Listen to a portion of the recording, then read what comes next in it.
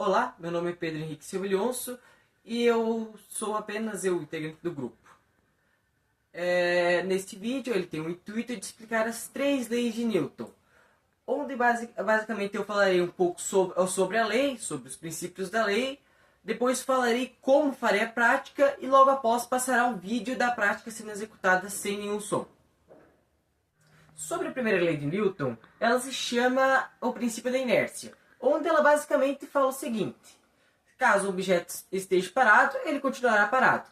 Caso ele esteja em movimento, ele continuará em movimento, a não ser que outra força externa interfira neste objeto. Agora irei falar sobre a segunda lei de Newton. A segunda lei de Newton é o princípio fundamental da dinâmica, onde eu vou ter uma explicação mais complexa e outra explicação mais fácil. Eu vou começar com a explicação mais fácil. Basicamente, ela diz que caso tenha você aplique uma força diferente de zero, essa força irá mexer algum objeto. Mas esse objeto será mexido mais ou menos dependendo da massa dele. E a explicação complexa é utilizando a fórmula, onde basicamente Fe, força relativa, é igual a massa multiplicada pela sua aceleração. Ou seja, se tu multiplicar a massa pela aceleração, tu vai obter a força relativa. Se tu dividir a força relativa pela aceleração, tu vai ter a massa. E se tu dividir a massa pela força relativa, tu vai ter a aceleração. A terceira lei de Newton. A terceira lei de Newton é a lei da ação e reação. O que ela diz? Basicamente, quando um objeto em movimento colide um objeto parado, o objeto que está em movimento vai transferir sua energia cinética ao objeto parado. Onde, dependendo das mudanças de massas, pode ocorrer 3 diferentes maneiras. Primeiro, caso o objeto em movimento tenha uma massa muito maior que a massa que o objeto parado, o objeto parado vai ir muito para trás, enquanto o objeto em movimento irá reduzir pouco sua velocidade. Já agora, caso eles tenham massas parecidas, o objeto que está em movimento irá parar, enquanto o objeto que está parado, ele irá ir para frente, mas não tanto quanto o exemplo anterior. E também tem a terceira situação, onde o objeto parado tem muito mais massa que o objeto que está em movimento, onde o objeto parado irá se mexer pouco, enquanto o objeto que está em movimento irá para trás.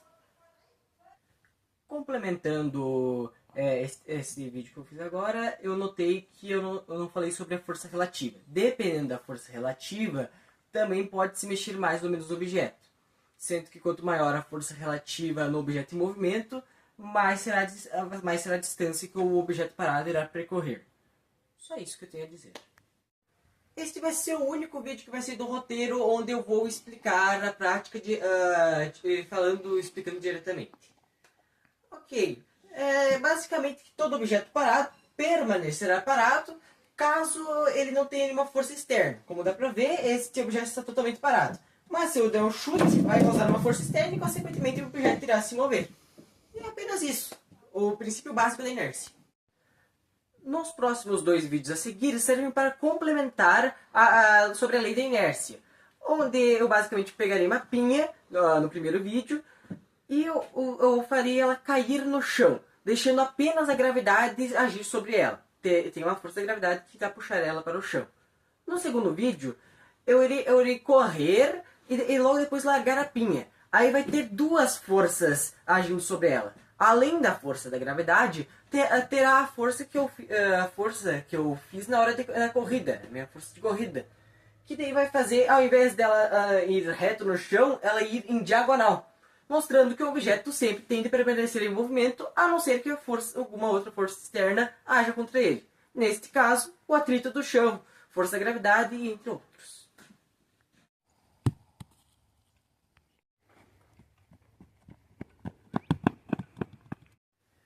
Nos próximos 2 vídeos a seguir, eu irei mostrar o princípio fundamental da dinâmica, onde eu irei mostrar de uma forma bem simples que eu pegarei uma caixa, chutarei a caixa, ela vai até tal direção. Depois, no vídeo a seguir, eu irei colocar 2 blocos de pedra nessa caixa. eu irei chutar e a caixa nem vai se mexer. Isto ocorre devido a esse princípio fundamental da dinâmica. Força relativa é igual a massa multiplicada pela aceleração. Onde, no caso, a massa do primeiro vídeo está muito menor, não tem 2 blocos de pedra, e a caixa se move, tem uma aceleração até certo nível. Mas, depois, aplicando no segundo vídeo, aplicando o mesmo tanto de força, eu não consigo mover a caixa, por causa que ela está muito pesada. Então, quase não se teve aceleração.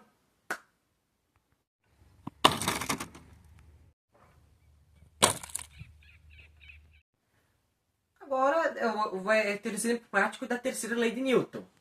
Onde eu primeiro fiz sobre dois objetos com a mesma massa, no caso bolinhas de gude, e irei jogar uma sobre a outra.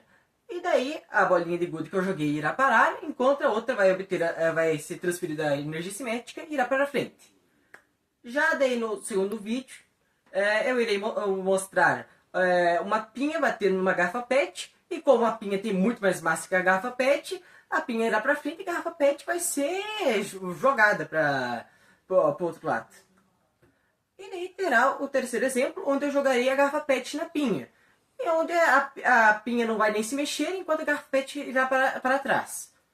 Mas agora, só dando um complemento que eu não falei no exemplo anterior dessa terceira lei de Newton, é que também, além de depender da massa, também depende da força relativa. Se for utilizada mais força, o objeto que está parado tende a se movimentar mais.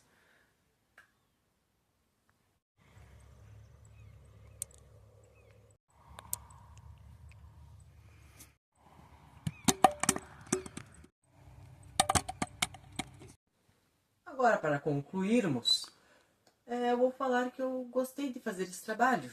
Eu aprendi de uma forma com mais entretenimento, querendo ou não, provando as leis na prática. É muito mais fácil do que olhar no papel e fazer. Olhar diretamente na prática é algo mais divertido, junto que eu entendi as leis de forma mais fácil.